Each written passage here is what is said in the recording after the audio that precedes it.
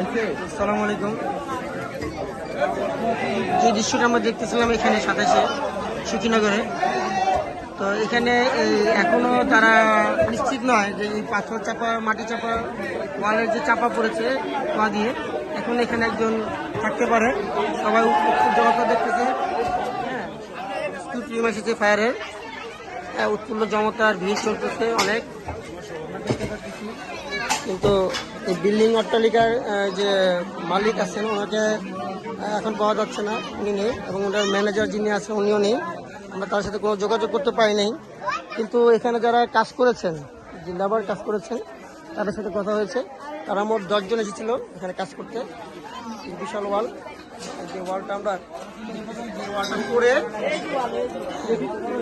ওয়ালের মাটি চাপা পরে এখানে মূলত দুর্ঘটনা ঘটেছে। কারণ হচ্ছে অতিরিক্ত মাত্রায় খোয়া এখানে রাখা হয়েছিল বাউন্ডারির ভিতরে, যার পরিপ্রেক্ষিতে কাজ হয়েছে। তো এই সেই বিশাল অট্টালিকা,